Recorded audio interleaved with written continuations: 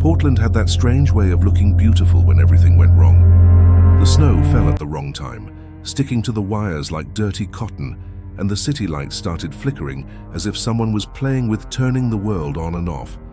The auto parts stores were crowded, lines stretching around corners, people rubbing their hands and speaking loudly to their own breath, tire chains running out in minutes.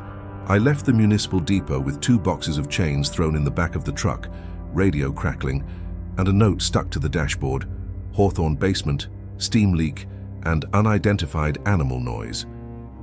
For someone who spends their life in basements, tunnels, and sewers, animal noise is another name for a big rat. I was an urban infrastructure technician, more pipes than sky on my resume, and the word snake in Portland always sounded like a tourist joke. Until the first track in the ice. On the way, the city was buying everything that could freeze: chains, padlocks, rubber cats for shoes. People were locking tires and doors at the same time. A man stopped me in front of a pharmacy and asked if his portable heater could explode. His wife was trembling, her coat too thin, and all I knew how to answer was about valves. He shook his head, as if my answer said something about the night. It didn't. I reached the Hawthorne access with the wind punching my face. The service gate was half open, snow piled up on the lower track, the padlock swinging like a baby tooth. I went down the steps with the flashlight in my mouth, the cold metal singing in my bones.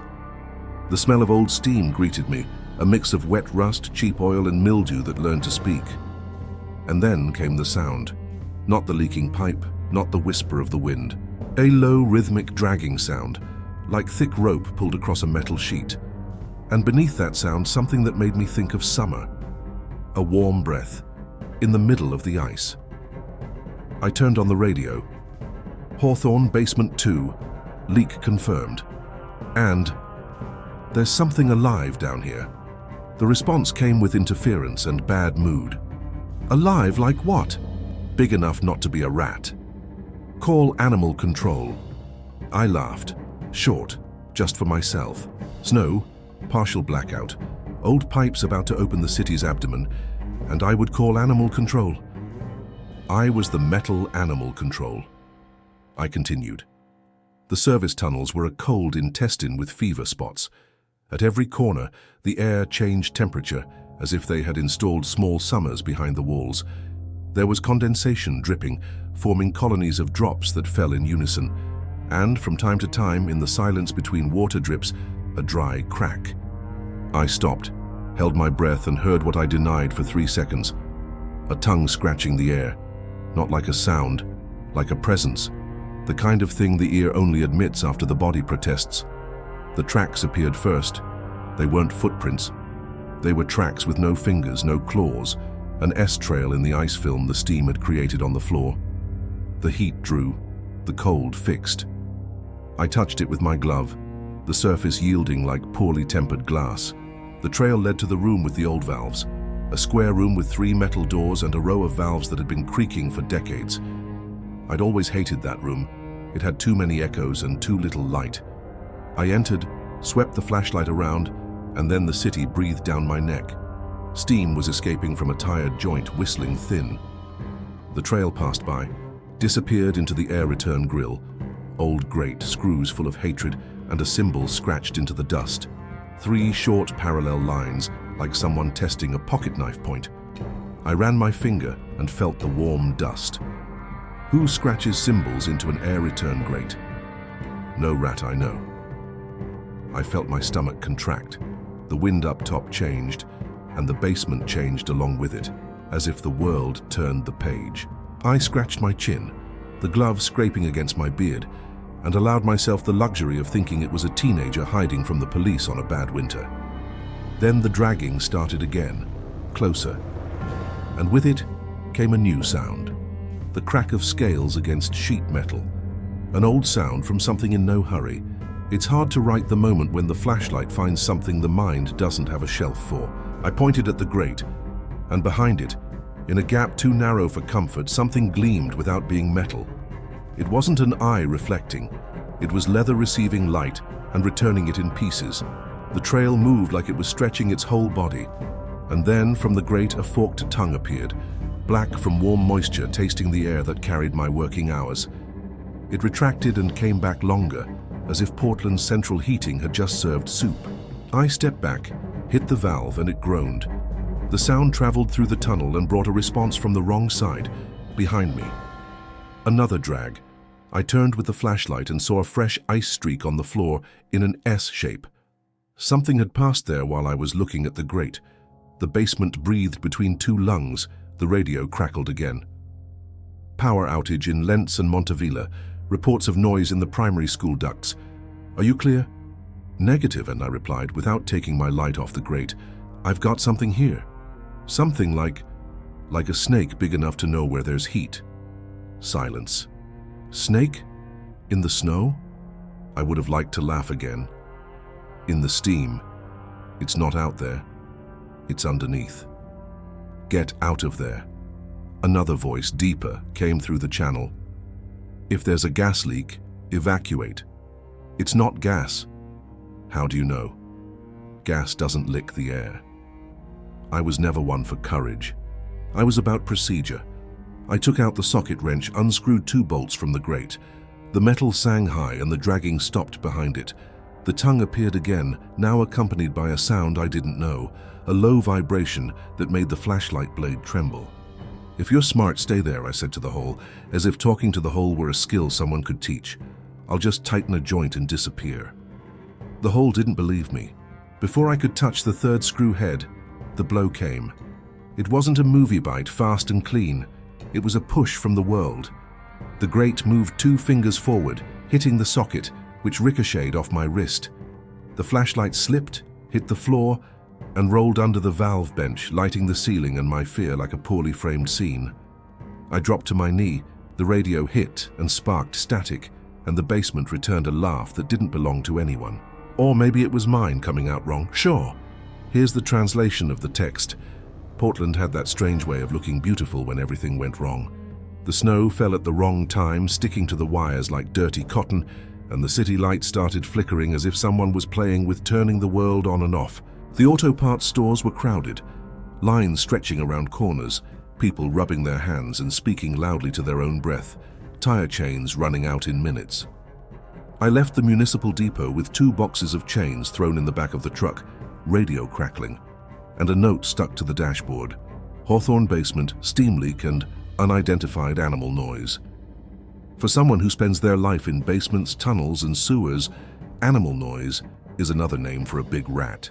I was an urban infrastructure technician, more pipes than sky on my resume, and the word snake in Portland always sounded like a tourist joke, until the first trail, until the first track in the ice.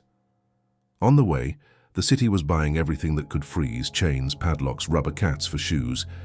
People were locking tires and doors at the same time. A man stopped me in front of a pharmacy and asked if his portable heater could explode. His wife was trembling, her coat too thin, and all I knew how to answer was about valves. He shook his head, as if my answer said something about the night. It didn't. I reached the Hawthorne access with the wind punching my face. The service gate was half open, snow piled up on the lower track, the padlock swinging like a baby tooth. I went down the steps with the flashlight in my mouth, the cold metal singing in my bones. The smell of old steam greeted me, a mix of wet rust, cheap oil, and mildew that learned to speak. And then came the sound, not the leaking pipe, not the whisper of the wind. A low, rhythmic dragging sound like thick rope pulled across a metal sheet. And beneath that sound, something that made me think of summer. A warm breath, in the middle of the ice. I turned on the radio. Hawthorne, basement 2, leak confirmed, and there's something alive down here. The response came with interference and bad mood. Alive like what? Big enough not to be a rat. Call animal control. I laughed, short, just for myself. Snow, partial blackout, old pipes about to open the city's abdomen, and I would call animal control. I was the metal animal control. I continued. The service tunnels were a cold intestine with fever spots. At every corner, the air changed temperature, as if they had installed small summers behind the walls. There was condensation dripping, forming colonies of drops that fell in unison. And from time to time, In the silence between water drips, a dry crack. I stopped, held my breath, and heard what I denied for 3 seconds. A tongue scratching the air. Not like a sound, like a presence. The kind of thing the ear only admits after the body protests. The tracks appeared first. They weren't footprints. They were tracks with no fingers, no claws. An S-trail in the ice film the steam had created on the floor. The heat drew, the cold fixed. I touched it with my glove, the surface yielding like poorly tempered glass. The trail led to the room with the old valves, a square room with 3 metal doors and a row of valves that had been creaking for decades. I'd always hated that room. It had too many echoes and too little light. I entered, swept the flashlight around, and then the city breathed down my neck. Steam was escaping from a tired joint, whistling thin. The trail passed by, disappeared into the air return grill, old grate, screws full of hatred, and a symbol scratched into the dust. 3 short parallel lines like someone testing a pocket knife point. I ran my finger and felt the warm dust. Who scratches symbols into an air return grate? No rat I know. I felt my stomach contract. The wind up top changed, and the basement changed along with it, as if the world turned the page. I scratched my chin, the glove scraping against my beard, and allowed myself the luxury of thinking it was a teenager hiding from the police on a bad winter. Then the dragging started again, closer, and with it came a new sound, the crack of scales against sheet metal. An old sound, from something in no hurry. It's hard to write the moment when the flashlight finds something the mind doesn't have a shelf for. I pointed at the grate, and behind it, in a gap too narrow for comfort, something gleamed without being metal. It wasn't an eye reflecting. It was leather receiving light and returning it in pieces. The trail moved like it was stretching its whole body, and then, from the grate, a forked tongue appeared, black from warm moisture, tasting the air that carried my working hours. It retracted and came back longer, as if Portland's central heating had just served soup. I stepped back, hit the valve, and it groaned. The sound traveled through the tunnel and brought a response from the wrong side. Behind me, another drag. I turned with the flashlight and saw a fresh ice streak on the floor in an S shape. Something had passed there while I was looking at the grate. The basement breathed between 2 lungs. The radio crackled again. Power outage in Lentz and Montevilla. Reports of noise in the primary school ducts. Are you clear? Negative, I replied without taking my light off the grate. I've got something here. Something like a snake big enough to know where there's heat. Silence. Snake in the snow? I would have liked to laugh again. In the steam. It's not out there. It's underneath. Get out of there. Another voice, deeper, came through the channel. If there's a gas leak, evacuate. It's not gas. How do you know? Gas doesn't lick the air. I was never one for courage. I was about procedure. I took out the socket wrench, unscrewed 2 bolts from the grate. The metal sang high, and the dragging stopped behind it. The tongue appeared again, now accompanied by a sound I didn't know, a low vibration that made the flashlight blade tremble.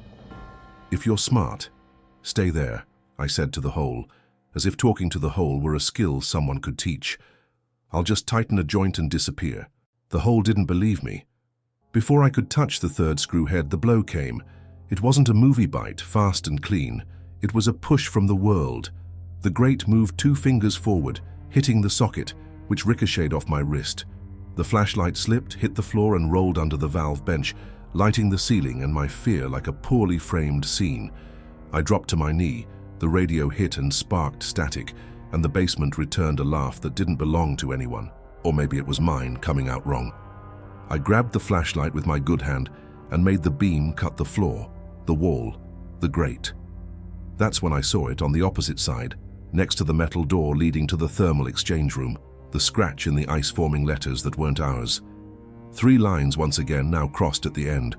It wasn't a signature, it was a count. How many? 3. From where? Dark. The dragging started again, doubling the chorus, 2 directions, 2 rhythms, a basement as warm as an ancient womb. You're not alone, I said to myself, and the pronoun missed both sides. I left the valve room slowly, like someone retreating from a large animal. The air in the corridor was colder, which felt like an embrace. The trail continued to the right, down to the expansion chamber sector, where the pipes hum low and the floor bites boots. I should have gone up. Instead, I followed the trail like someone following their curiosity in the shape of an S-rope. The expansion chamber looked like a metal chapel in winter. Thin steam rose in plumes, the valves breathing every hour, and on the floor, ice made by a hand that wanted to play. The trail crossed the floor and disappeared under the main collector. I crouched. The beam of the flashlight drew scales, now without a doubt. Too close, too big. One of them, and I swear this in the cold, had an old cut, a scar that formed a small crescent. The scale trembled. I stepped back a centimeter, and the whole body retreated centimeters that didn't exist. A new sound came from the ceiling, 3 spaced taps, as if someone were walking carefully. I looked up and saw what no manual prepares you for. A second trail, now inverted, in the dust of the return duct, as if something heavy had slid through, leaving parallel streaks. The 3 taps repeated, and with them a warm breath came out of the grate above my head, carrying the smell of wet asphalt. It wasn't from here. It was the Willamette in January, when the ice melts and carries away the useless things beneath the bridges. I understood too late the geography of fear. They weren't trapped, they were connected. The service tunnels, the return ducts, the heating shafts.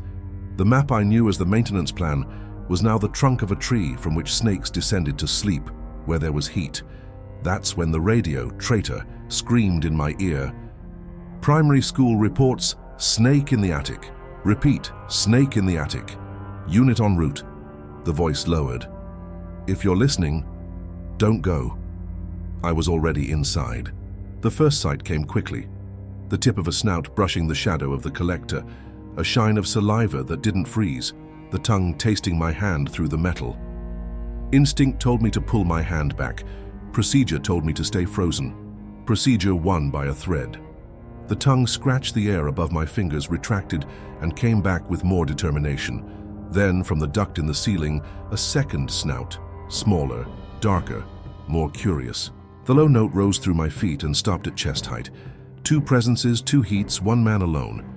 Okay, I said, and the word came out like a cloud. Okay, I understand. I didn't understand. I only knew the basement breathed like an animal, and the whole city up there was buying tire chains when it should have been locking the steam vents. I slowly gathered my hand, clipped the socket wrench to my waist, and took 2 steps back without stepping on my own panic. The 2 heads pulled back a little, not like fear, like calculation. The larger one turned toward the ceiling duct, the smaller one toward the floor, and for a moment, the 2 tongues drew in the air a symbol that looked like the letter Y. That's coordination, I said without meaning to. The cold of the door called me back to the world where choices exist. I left the chamber, closed the bar, and the metal sang again. I felt my knees. I felt my teeth. I felt that Portland's winter had gained a new kind of chain. On the surface, the wind cut my face and cleared my head enough for me to make the first brave mistake of the night. I called for help. I messaged 3 people. Jamie, the substation electrician, Noel, the plumber who knows every joint in this city, and Tessa, the volunteer lookout who spends her nights saving those who slip on the ice. Come with tire chains, I wrote, and not for the tires. The phone buzzed with Noel's reply. Are you drunk? I sent a photo of the S-trail in the ice of the industrial floor.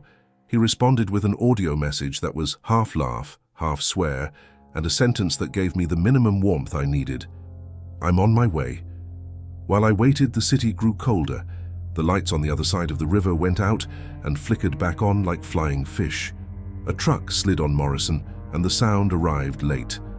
From somewhere in the distance came a train whistle that wasn't on schedule, and down below in my inner ear, the rhythmic taps, 3 on each side, varying in volume like waves out of time. I realized, with the simplicity of someone who only understands when the night is halfway through, the snow was the cover. The book was steam. When Noel's truck headlights cut the corner, the city seemed smaller than the thing sleeping beneath it. He stopped right next to the gate, stomped his foot to knock the ice off his boots, and stood still looking at my face. What did you see? It's not what I saw, I replied. It's what's cold. Tessa arrived a minute later, a bun in her hat, eyes bloodshot from someone who doesn't feel tired while the world is crooked. Jamie appeared last, carrying a case that seemed half tools, half faith. "You really think—" "I do," I cut him off. "And we're not the only ones. There's a school with an attic that breathes." The basement door welcomed us with the warm breath of something hidden. The chains on our boots clinked like small warnings. We descended, flashlight firm, radio clipped, our breath becoming clouds that betrayed us. Noel whispered, trying to joke, "If I see a snake, I swear I'll go vegetarian." Tessa smiled without teeth. "There'll be plenty of salad." In the corridor, the trail was fresher, the edges of the S shining. Jamie pointed at the ceiling.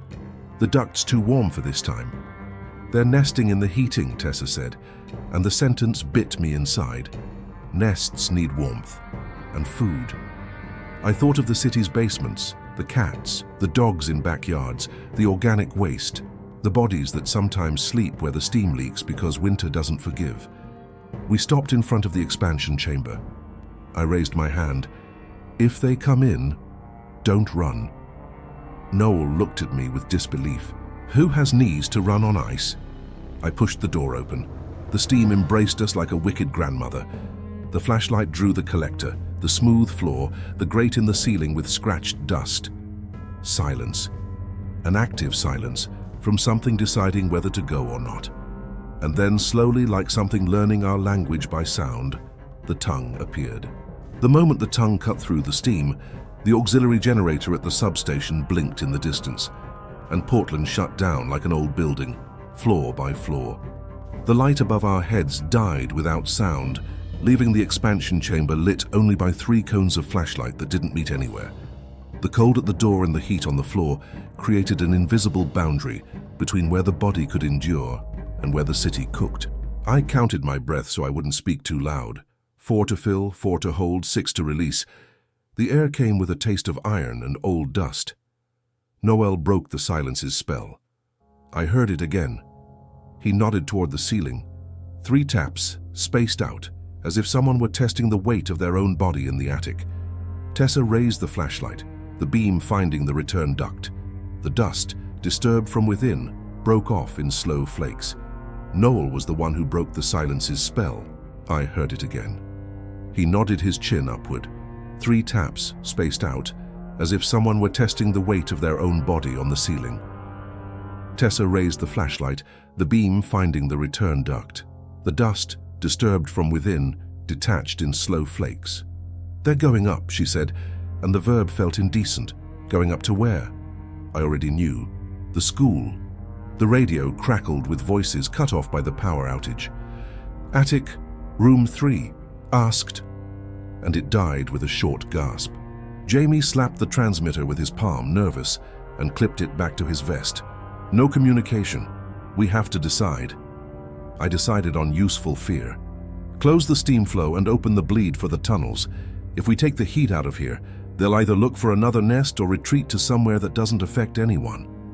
Or they'll climb faster," Noel said, always doing the service of saying the right thing at the worst time.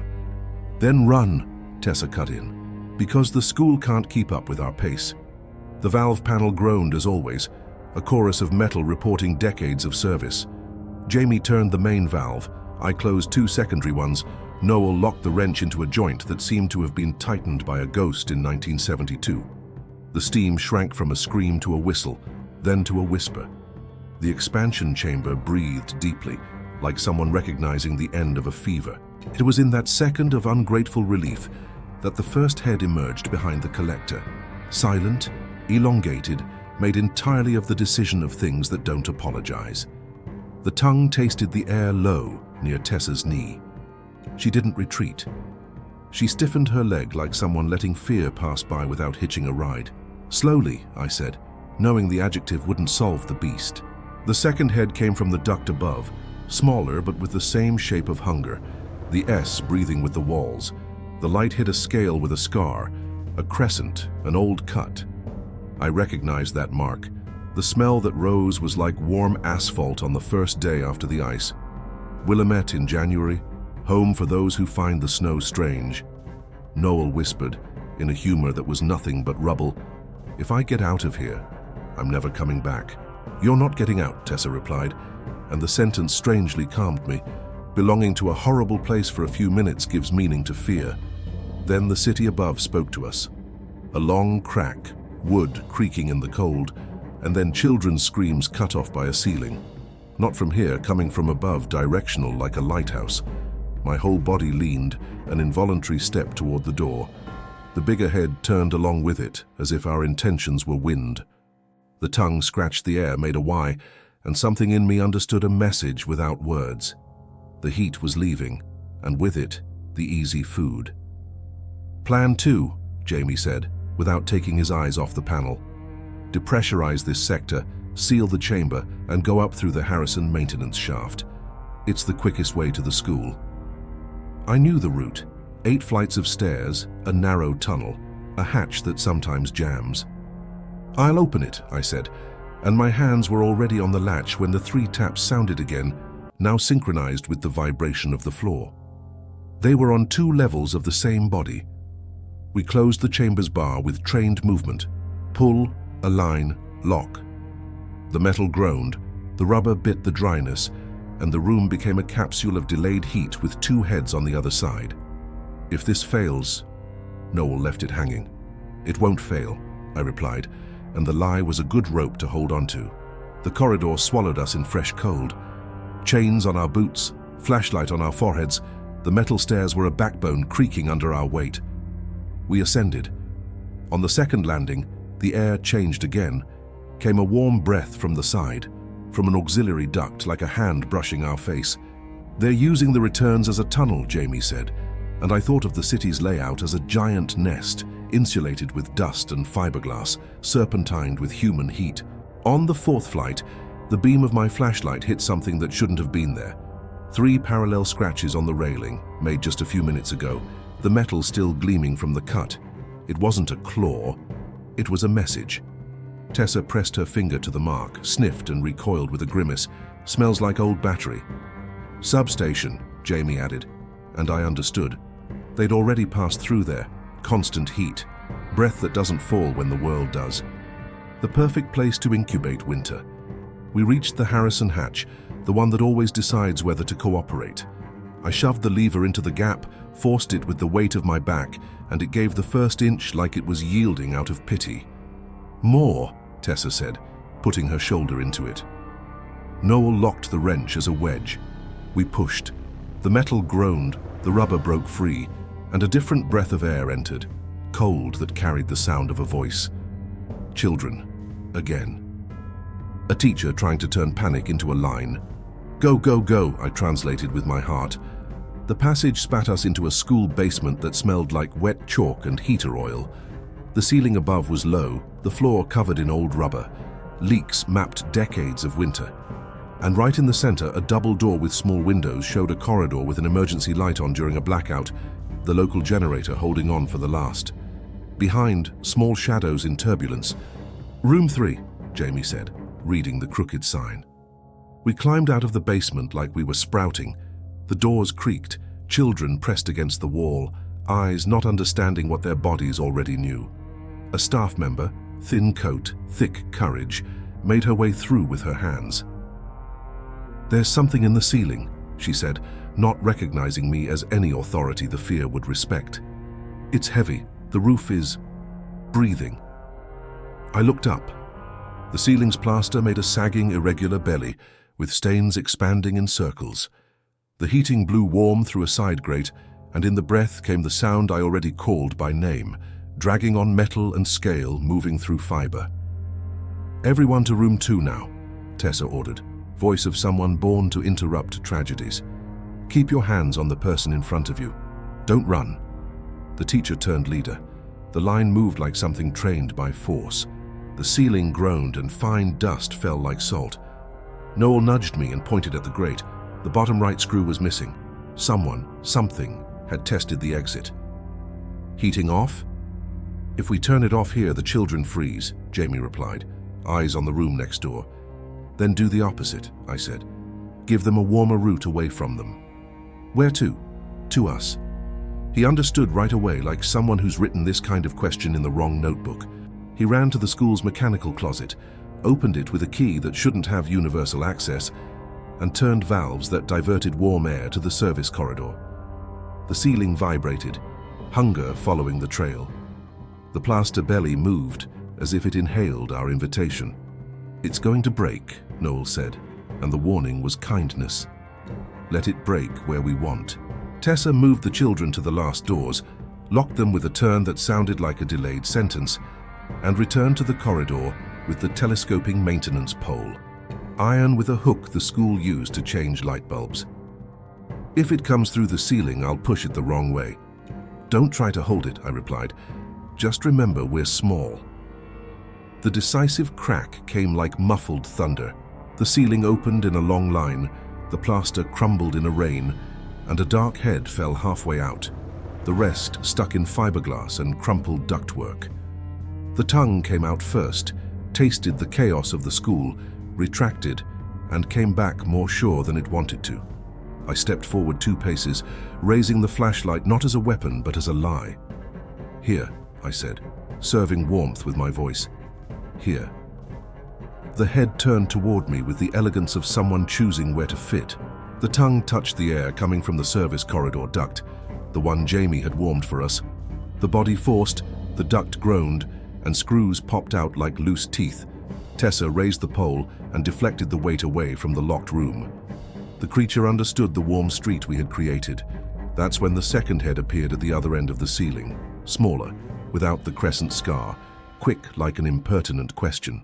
2 points of hunger in a school corridor, 3 adults, and a plan with duct tape. "Open the back fire exit," I shouted to the staff member, who was already halfway there. "Let the outside wind call them." The cold entered the corridor like a guest everyone avoids. The smell of Willamette came with it, dirty and familiar. The larger head turned, calculated, and began to crawl toward the fresh air. The smaller one hesitated, the tongue scratching the direction of the rooms. Tessa struck the metal with the pole, a dry sound that made the entire ceiling vibrate. The smaller one turned her face, irritated, and in that second of indecision, Jamie kicked the side grate open with a move he learned working with electricity, without mercy.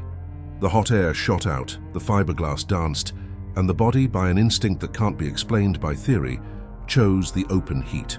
They went from the ceiling to the service corridor, from the corridor to the fire escape, from the fire escape to the snow, which received them as it always does, covering, drawing, keeping.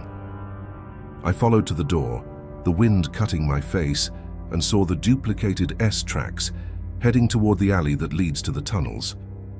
Portland, with tire chains and locks on doors, now had 2 lines no lock could hold. Noel stopped beside me, breathing clouds. "This didn't start today," he said. "And it won't end tonight," I replied. The radio came back to life as if reminded to breathe. "Units in Lentz, situation stable. In Montevilla, roof collapsed, no injuries. Who's at Hawthorne status?" I replied with an honesty only the cold night permits. "The status is that the city has a winter beneath." We returned to the basement. The teacher cried without falling apart, hugging Tessa for 3 seconds that were worth a salary and retirement. Jamie worked on the valves, returning moderate heat to the rooms. The children in a corner spoke quietly like people who already know how to keep a secret. I sat on the step and leaned my head against the railing. The crescent-shaped scar on the scale returned to my memory as the trademark of something that learns paths. "There's more," Tessa said, looking at me and also through me. "There's a place warmer than here, more constant." I finished the sentence no one wanted to hear. "Under the river, in the heating lines of the main substation." Jamie nodded, swallowing dryly. "If it's there, it's not a hunt. It's an incursion." Outside, a siren cut through the wind and was lost among buildings. The entire city seemed to be learning to hear the same sound we did. 3 taps, a dragging, a warm breath where there should only be cold. And somewhere beneath the Willamette, a heart that's not ours marked the rhythm of what was coming. The city grew smaller as we descended, not by distance, but by the insistence of the dark. The access to the heating trunk under the Willamette was a corroded steel gate next to a covered parking lot, a place even the updated maps didn't like to remember. Jamie opened it with a key that no one admits exists. The warm breath that came out smelled like cooked rubber and sweetened rust. Old heat, saved for the worst hours. It was night in the world, but down here, winter had no chair. Chains on our boots, flashlights at half power to avoid blinding ourselves. The main tunnel was a concrete throat with 2 lines of pipes running parallel, insulated with aged wool and aluminum tape that no longer shone. There were signs of rushed maintenance, splice matrices marked with pen, faded labels, and over the dust that lived in everything, the trail double S, converging, diverging, converging again, like 2 ropes that had learned to dance to the same rhythm. "No radio here," Jamie said, testing a crackle that died in his own earpiece. "If it goes bad, it's by shout." Noel made the sign of the cross full of rust, his way of saying okay when the body wants to say no. Tessa adjusted the telescoping pole and tested the weight like someone choosing a word in a fight. I counted steps out of habit. Every 1/10 of a second had a face. A 1/4 of a mile in, the temperature rose a degree. It wasn't imagination. The air changed in texture, more humid, heavier, more possessive. The circulating noise became deep, hitting not the ears but the bones. That's when we saw the first skin, a piece of shedding stuck to a pipe support, translucent, cut in micro scales. "They shed inside the heat," I whispered. Tessa took it with 2 fingers, studied the fine geography of something that grows over and abandons. "They have time," she said, and the verb hurt. The 3 taps came from far away, then from close by, then from 2 places at once. Ancient rhythm, a conversation between metals. The tunnel, which was already a throat, became a trachea. Every 10 meters, signs, screws scratched by metal, tape torn off, fiberglass dug out forming a shell, an improvised nest, a colony of heat and shadow. "Nest," Jamie concluded, the word heavy between his teeth. At the curve before the compensating chamber, something left a message. 3 parallel scratches on the pipe insulation, diagonal, then another set, crossing, like someone counting pulses from one side and the other. 4 sets. 4. "How many?" Noel asked no one. I thought of the school ceiling, room 3, the service corridor. I thought of the crescent scar on the scale. "More than fits in a bar story," I replied, "to give us the right to keep walking." The compensating chamber looked like a ship turned upside down. The curved ceiling, the floor with V-shaped drains, and in the center, a belly of armored metal where the trunk did thermal expansion, the mechanical heart of the column. The air here had an extra note, a hum that felt alive. From the shadows below, where the drain plunged into a concrete coffin, came the familiar sound: dragging, pause, breath. The flashlight swept. At the far end, among the tired gleam of stagnant water, 2 black orbits without reflection. The rest of the body, a shadow of stitched scales. There was no strike. There was presence. The head emerged, as if the tunnel were her skin. The tongue tasted our list of mistakes. The crescent scar glimmered faintly, confirming that the city has the same ghosts at different addresses. The second head appeared to the left, through the maintenance step, and a third suggested a shape in the corner the flashlight couldn't reach. 3, 4 scratches. "Okay," Tessa exhaled, and I understood that the plan was to survive the count. We didn't have stingers, antidote, or armor. We had heat to negotiate. "Give them another nest," I said softly. "Lure, deflect, cool." Jamie scanned the secondary panel, an array of servo-assisted valves feeding branches to municipal and private buildings. "If I open the eastern service tunnel line and partially close the return here, the warm air will sweep that side." "Where to?" "To the siphon under the Morrison pile. The closest place to water, the farthest from people." It made sense like a prayer. He started turning, the tool hammering to overcome decades. The heads followed the gesture as if listening to a note. The largest, the one with the scar, tilted, evaluated, and advanced an inch toward the panel. The tongue touched the warm metal, retreated, and hit the air in my face. The message was simple.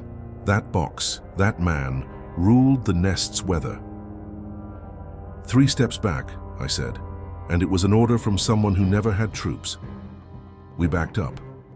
The larger head occupied the space with the softness of something that doesn't know resistance. The second aimed at Tessa, who raised the pole not to strike but to occupy. Noel made himself a useful obstacle, body diagonal, arm ready to pull someone by the collar. The hum of the trunk shifted half a tone. The air slid eastward. Then came the first shock, not of teeth but of weight. The scarred head pushed my flashlight, knocking the beam down, turning shadow for us, and comfort for her. The snout hit my clavicle lightly, like a signature. It didn't hurt, it disorganized. The whole body understood that the tunnel didn't want me as its author. I pushed back with the back of my hand, no strike, just a return.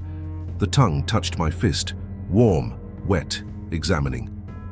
"He's smelling you from the inside," Tessa said. I felt it was true. Fear has a scent. The warm air Jamie had deflected began to lick the side of the tunnel. The second head turned, following the new current. From the drain, a fourth sound. Skin against concrete, the friction of something large slowly retreating. The low note rose through our feet, stopping at the sternum. "It'll work," Jamie whispered, and the sentence seemed to ask permission from the structure. It didn't work. Not yet. A dull roar swept through the tunnel, coming from behind, downstream. Air turned into a knife. The main substation generator above switched off for a second full of eternity and switched back on with a gulp. The trunk vibrated. The chamber shook. The servo-assisted valve got stuck in the middle. The hands shook. The flow, instead of going entirely east, created a whirlpool in the center, a warm bubble where nothing decides. The heads, as sensitive as fingers, noticed in the sub-second. The scar turned back toward us. The tongue cut through the air between my eyes. The second one climbed a step. The third, now visible, made the S in the shallow gleam of the drain. "Manual," Jamie said, already with his arm inside the panel, trying to turn the bypass valve that hadn't been touched in years. "I'll hold it," Noel said, fitting the wrench into an absurdly large wheel. He pulled. The tendons in his neck flared. The rust screamed. I positioned myself between the panel and the larger head, a human body against an animal's geography. Tessa struck the pole on the floor twice, a dry sound, attracting the smallest one as if sound were bait. It worked for a second, enough for the wheel to give a tooth, enough for the air to do what the plan required. The east side whispered warmth. The drain sucked in cold air. The whirlpool died. The heads turned like sunflowers. The scar advanced toward the warm current, the huge body brushing against the strips, pulling a tuft of wool. The smallest followed, drawing the S with the freshness of new snow. The third stayed a second longer, as if checking our faces. And it was in that second that the ceiling of the tunnel spoke their language. 3 taps, a pause, 3 taps. Above us, another route. They were in a double layer. "Controlled withdrawal," Tessa said, and none of us laughed at the militarism. We backed up, walking forward, the flashlights only down to the knee as if not wanting to fight with the night.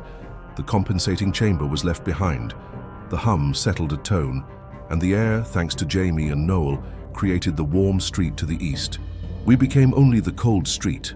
On the way back, small things turned into big signs. A pair of disposable gloves forgotten on a holder. An old coat folded over a pipe. Someone had slept here on another night, so they wouldn't die of cold up there. Human tracks mixed with the S. "They found heat through people," I said, and the body wanted to bend in anger. "And people found heat through them," Tessa replied, without a sentence. It was just arithmetic. At the access to the parking lot, the surface greeted us with wind and late sirens. The bridge glowed with soft ice, the orange lamps trembling. The city was breathing at the cost of tired generators. "So," Noel broke the seal of panic with humor, "do we shut down the city?"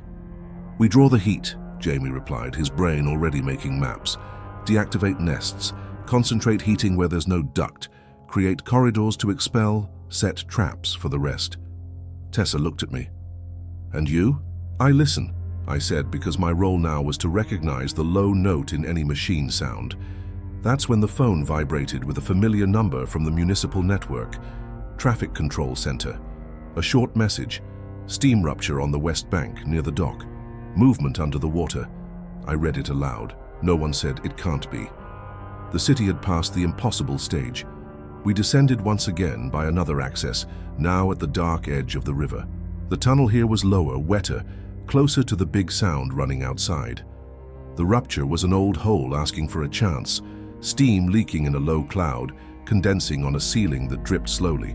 On the ground, the S mark looked freshly written with ink, strong and fresh. At the end of the corridor, an open hatch to a siphon crossing under the bed. The breath came from there, and, with it, the smell of the Willamette in thaw. Tessa took 2 steps forward, her body arched. The tongue appeared at knee height, testing the new corridor we had drawn. The second tongue scratched louder. And then, from the dark where the tunnel meets the river, the lowest note of the night, the one that makes the chest turn into a resonance box. The whole city seemed to fit inside a throat, not ours. "Now," Jamie whispered, and turned the last valve. The east corridor became a sauna. The siphon sucked in cold and shadow. The map became simple. Go away from us. The scarred head tilted, confirmed, and threw itself into the water like someone going home. The smallest followed. The third drew a slow, polite S and disappeared like smoke from a blown candle. We stayed in the concrete corridor. 4 people, 3 flashlights, a city on our backs and a new winter under our feet. The steam dissipated slowly. The silence didn't return. It stayed different. Noel touched my shoulder. "They gone?" "Gone for today," I said, and the phrase wasn't comfort. It was agenda. Back outside, the Willamette seemed to breathe. The ice on the edges made blades that broke without sound. Above, the bridge supported cars with chains on their tires, the sound of metal in the links like bells. I closed my eyes and listened to what came from below. 3 taps spaced out each time further, each time more certain. It wasn't a threat. It was a habit. "This becomes protocol," Tessa said, and I wanted to embrace that idea like someone embraces a heater in a blackout. Heat map, nest triage, controlled detour, silent evacuation, Jamie listed, as if each item could turn into a decree. "And notice," Noel added, serious for the first time since I've known him, "for those who sleep in the tunnels, for those who wait for the steam out of necessity." The night above continued to fall on the rooftops. A guy walked by with new chains in hand, happy for having bought the last box. He didn't know about the winter under the asphalt. Maybe it was better that way for one more day. The rest was ours. Sign up for Serpent Shadows USA to see how far the snow covers what the city creates to survive. The early morning arrived like things that don't rush, filling spaces from within. We had a rough heat map sketch pinned with tape on the wall of the depot. Red lines for deactivated nests, orange for detour corridors, blue for cold zones where people could press their bodies without becoming bait. I memorized the drawing like someone trying to remember the way home in a city that changes places. Noel adjusted chains on his boots. Tessa counted poles, clamps, and courage. Jamie scribbled flow parameters and wrote, "Don't trust," beside each servo-assisted valve. The warning came harshly, from a tired voice on the municipal circuit. Abnormal heat in the central district, steam in the pioneer hatches, noise in the theater ducts, grates sweating in the library, repeating, grates sweating. We looked at each other. The library wasn't in the orange, it was blue, on the map at least. That's when I understood what the river had told us with the low note. Maps are education, they have instinct. We crossed the downtown with the cold biting even more from the lack of wind. The storefronts reflected the city as if it were cleaner than it was, and the streetlights cast trembling circles on the sidewalk. The library lifted its stone and glass face like someone who knows it's already withstood worse wars. The janitor, thin coat, eyes of someone who rents sleep, opened for us, trembling not just from the cold. "There's hot water where there shouldn't be anything," he said, "and the periodicals room is breathing." We descended to the basement through the service access, the smell of damp paper, old paint, poorly cured cement. The corridor was white with condensation.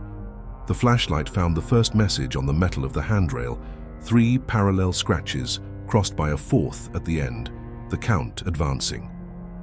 Jamie opened the mechanical closet. The indicator showed what no parameter predicted, hot air return pulling directly from the main spine, a bypass that hadn't turned in decades. Turned. "Someone opened this," he said. "Someone who?" Noel asked, already knowing the answer that offers no comfort. "Someone who knows how to follow heat by scent." The periodicals room had a low ceiling and shelves that created narrow corridors. The acoustic ceiling formed light bulges, like a cat's belly in a bad sleep. The floor was cold, but the air had layers, hot air, cold air, hot, like a poorly baked cake. Tessa looked up and spoke without raising her voice. "They're already here." The snap came as if agreeing. Fine dust fell from the point where the fiber met the duct. Then the breath, not from a machine, from something alive. "Plan," Jamie said, and the word was a handle. "Redirect heat to the technical corridor, open extraction in the ventilation column, and pull it to the roof. Bait up top. What if it goes to the lobby?" "Noel, I block it." "Tessa, what if it's bigger?" "Me." Half a second of silence. "We learn on the spot." We ran as much as one can in a paper labyrinth. Jamie turned valves, adjusted dampers that hadn't obeyed orders since the 90s. The air changed direction, obedient for now. The ceiling responded, belly shrinking on one side, growing on the other. The bifurcated tongue appeared through a grate, tasted the new direction, and a scale with the crescent scar gleamed even in the dark. Crescent. The old acquaintance who learned faster than we adjusted the plan. I took 2 steps forward, no pole in hand, only voice. "Here," I said, calling the heat to me. "Here." The tongue scratched the space between my chin and my courage. The body followed, not the whole head, just enough to prove that the narrow corridors were streets it knew from another life. The shelf trembled, old magazines slid in a silent cascade. Tessa struck the pole on the floor, once, twice, shifting the weight to the open ventilation column. Noel pushed a shelf half a meter, creating a corridor that didn't exist, and suddenly it became the most accessible street for something that measures the world by touch. The ceiling gave way in 2 lines, like a zipper opening where we didn't want it. The first head, the scarred one, aimed at the column and advanced like it had already mapped every screw. The second swept the shelves with its snout, knocking down encyclopedias that smelled like a century. The warm air Jamie had mapped pulled like a song. "Roof now," he said. "Let's make it come out through the chimney." We climbed up a narrow staircase at the end of the technical corridor. The roof was a carpet of brittle ice, and the wind up there finally existed, hard, direct, without a song. We opened the column grate. A breath of warmth rose in a plume, and with it, the sound I had learned to accept: long drag, pause, push. "If it goes to the roof, it'll look for shade. Edges, airboxes, backs of signs," Tessa said, a hunter's vision. "And after. Then the city continues." The grate vibrated before it opened. The head came like the head of the world, in the clash of hot with cold. The tongue licked the wind and seemed confused for half a second, the half second we had bought with the map that fails less than the haste. The scar gleamed, the body forced. The plaster below exploded into dust. The creature was born through our newly created throat. Tessa shoved the pole under the scale, not to harm, but to guide. A curve that would deceive for a moment. Noel, with chains on his soles, planted his feet and held the weight of the pole when the wind tried to carry the whole thing. Jamie opened the damper wider, the jet of hot air like an indecent invitation. I positioned myself at the angle where the roof becomes a parapet, hand on the cold metal cover, eyes on the S that had now become a catenary. That's when the map failed for good, or rather, showed the part we didn't have the courage to draw. The second head exploded through the neighboring grate, smaller, quick, coal-black eyes. It went straight for the shadow behind the sign, and there was something we had forgotten. Old electrical cable, heated from the inside, perfect for a body that wants to wear heat. "No!" Jamie ran, shutting off the local circuit through the maintenance breaker. The short, long hiss lowered the tone, but the shadow wanted to stay shadow. The tongue scratched the box. The vibration entered the metal and climbed Jamie's arm like a dagger of ice. He fell to his knees, teeth chattering in a word that didn't come. I dragged, Tessa deflected the larger head with the pole, Noel covered his friend's body with his own, and for half a minute our map turned into just names. The crescent hesitated, felt the air change, realized the column was a street, the shadow was a street, that we were lampposts.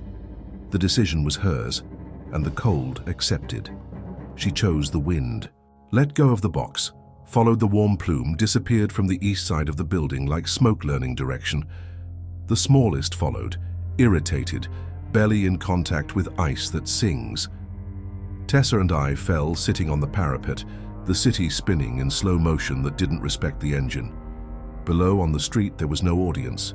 A patrol car passed with its lights off, learning that some nights noise only calls what we don't want to name. The janitor waved from below, small as if saying thank you or don't tell, and both messages were on the same bank. Jamie got up with Noel's help. "Hands asleep," he said, and I replied with the phrase we had repeated all night, "Stay on your feet until it passes." We descended slowly. In the basement, the map breathed pinned to the wall, waiting for a pen that doesn't shake. I drew a new arrow at the library. I wrote beside it, "Never blue, never." Tessa circled the central substation and drew a small skull to say respect. Noel added in the corner 4 parallel marks and 1 cross, our honest score. The day was breaking like it does in a city that spent the night pretending everything was normal. Trucks salting the streets, people banging their boots on the curb, coffee coming out wrong, headlines talking about traffic and thermal anomalies in a footnote. Someone at an intersection was testing the last chain on the tire with a sad smile. I leaned on Noel's truck hood and closed my eyes for a stolen minute. The sound came easy, domesticated by habit. 3 taps, a pause, 3 taps. It wasn't a threat, it was a calendar. "Is it over?" the janitor asked, already knowing. "Today," I said.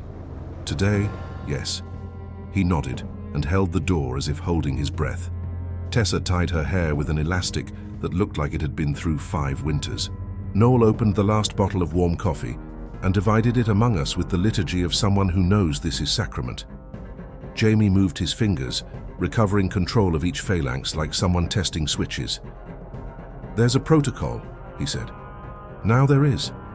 I looked at the bridge, the river, the steam rising in the right and wrong places, and replied in the only way that doesn't lie. "There is, but the creature reads."